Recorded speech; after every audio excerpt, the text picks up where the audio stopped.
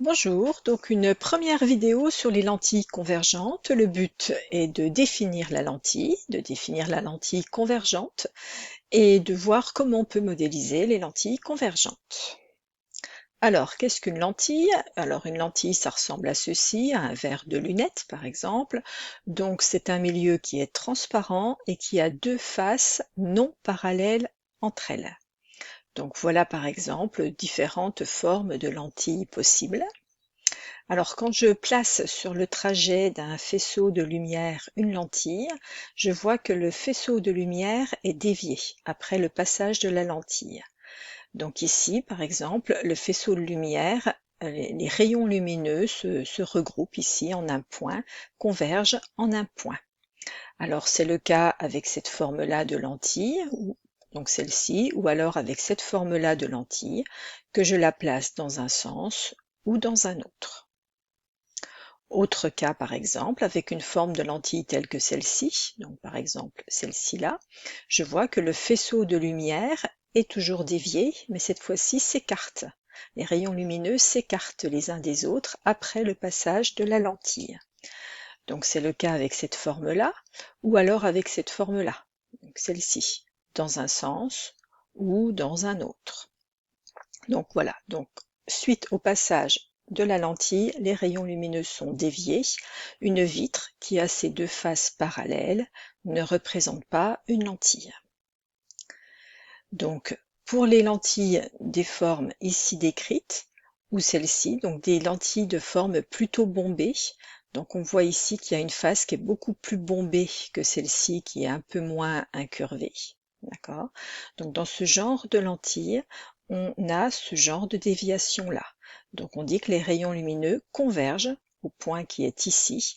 On parle de lentilles convergentes. Nous ne dirons pas que nous avons des lentilles bombées, le terme approprié c'est lentilles convexes. Pour ce cas de figure ici, donc dans ces cas de figure ici, donc là nous avons un côté qui est un petit peu bombé, mais là le côté incurvé est beaucoup plus prononcé. D'accord? Donc quand on a des lentilles un peu comme celle-ci, creusées, avec au centre, l'épaisseur du centre est beaucoup plus petite que l'épaisseur des bords, contrairement aux lentilles convergentes où l'épaisseur au centre est plus important que les épaisseurs au bord. Donc quand on a ce genre de lentilles, on parle de lentilles divergentes. Les rayons lumineux s'éloignent les uns des autres. On ne parlera pas de lentilles creusées ou incurvées, on dira plutôt qu'on a affaire à des lentilles concaves. Donc voilà pour le vocabulaire. Donc, vous pouvez faire un premier bilan de ce qui vient d'être dit, donc recopier, et nous passons à la suite où nous allons étudier les lentilles convergentes. Donc, nous allons voir que lorsqu'un faisceau de lumière passe au travers une lentille convergente, le point de convergence sera positionné plus ou moins proche de la lentille selon que la lentille est peu ou beaucoup bombé, donc très convexe comme ici ou peu convexe comme ici. Alors pour ce faire, j'ai modélisé ici deux lentilles, la première peu bombée, l'autre un peu plus bombée. Figure également en rouge l'axe optique, donc un axe imaginaire qui passe par le centre de la lentille. Je viens faire frapper la lentille par deux rayons lumineux parallèles entre eux et parallèles à l'axe optique. Ils sont déviés suite au passage de la lentille et viennent donc converger en un point. Donc ce point ici, on va l'appeler le foyer image de la lentille. Alors foyer, ça fait penser au feu, donc c'est là où tous les rayons parallèles à l'axe optique viennent converger. D'accord, donc tous les rayons lumineux viennent converger ici. Donc toute l'énergie se retrouve en ce point-là. Donc on appelle ça le foyer image. On le symbolisera par le point grand F'. Alors ce point grand F', c'est un point qui n'est pas matériel, on ne peut pas le toucher, on ne peut pas le visualiser. Si on a une lentille entre les mains, on ne voit pas où se situe ce point grand F', on peut simplement le repérer. Si, lorsque l'on vient frapper la lentille par des rayons lumineux, on voit ces rayons lumineux donc converger en un point, donc c'est comme ceci qu'on le repère, mais sinon il n'est pas repérable visuellement. Nous noterons aussi grand O le centre optique de la lentille, donc par la suite, et nous appellerons grand F ce qu'on appelle le foyer objet. Donc pareil, c'est un point non matériel que l'on situera en symétrie. Ce sera le symétrique du point grand F' par rapport à O. Donc vous le situez sur l'axe optique et vous faites en sorte que la distance FO est égale à la distance OF'. Alors dans le commerce, quand on vend des lentilles, il faut pouvoir indiquer la manière en fait dont celle-ci est bombée. Alors comment va-t-on indiquer à l'acheteur s'il achète une lentille très ou peu bombée ou moyennement bombée? Donc c'est pas ce vocabulaire-là qui sera utilisé, mais pour l'indiquer au vendeur, on va utiliser ce qu'on appelle petit f' qui représente la distance focale. Donc ce qu'on va appeler petit f' et non plus grand f', petit f', distance focale, ça représente la distance entre le centre de la lentille et le foyer image. Autre façon de le dire, entre le foyer objet et le centre de la lentille, vu qu'il y a une relation de symétrie. Donc par exemple, j'ai deux lentilles en main, une qui m'est indiquée 50 mm de distance focale, l'autre 100 mm de distance focale. Eh bien, je peux donc deviner que celle qui est à 50, elle sera plus bombée que celle qui sera notée par exemple à 100 mm, qui du coup sera moins bombée, puisque la distance focale indique la position du foyer image, et je sais que celui-ci, plus il est éloigné de la lentille, plus ça indique que celle-ci est plutôt plane, enfin moins bombée que l'autre. Donc, comment je vais représenter une lentille en physique? Je vais la représenter, une lentille convergente, je vais la représenter par une double flèche. Pourquoi? J'imagine ici que je vais relier la branche ici de la double flèche du bas vers celle du haut, puis ici je relie les deux branches et on devine une forme de lentille bombée, donc convexe. Seulement, si je représente ma lentille par une double flèche, simplement, je ne verrai pas si j'ai représenté une lentille très bombée ou peu bombée. Donc la double flèche ne l'indique pas. Alors, comment faire pour indiquer si j'ai affaire à une lentille plus ou moins convergente? Je vais devoir ajouter quelque chose sur mon schéma, donc sur l'axe optique que j'ai représenté ici, donc un axe perpendiculaire à la double flèche qui passe par le centre optique. Donc sur cet axe optique, je vais devoir y rajouter les foyers.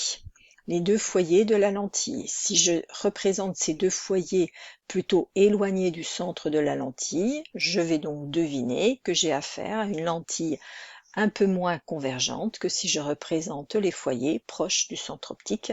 Donc par là même, je peux du coup imaginer que dans le deuxième cas de figure, j'ai donc une lentille plus bombée que ce n'était le cas dans la première figure.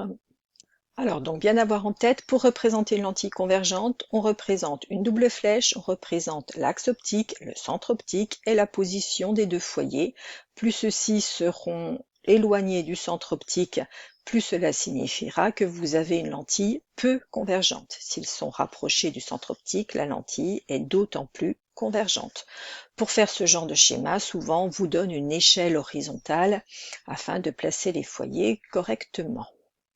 Alors le physicien, pour caractériser donc une lentille, va utiliser la distance focale. Donc plus la distance focale est courte, plus la lentille sera bombée, sera convergente. En revanche, l'opticien ou l'ophtalmo, pour caractériser une lentille, quand il prescrit des verres de lunettes, il n'utilisera pas sur l'ordonnance la distance focale, mais indiquera une grandeur en dioptrie qu'on appelle vergence. Donc forcément, ce qu'indique l'opticien est en corrélation avec le vocabulaire utilisé par le physicien.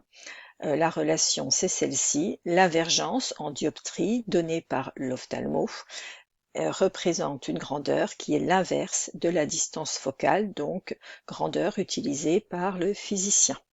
Alors pour les unités, pour faire ce calcul, il faut mettre la distance focale en mètres, donc pas millimètres, centimètres ou autre, mais bien en mètres. Et dans ce cas-là, la valeur de la vergence est en dioptrie.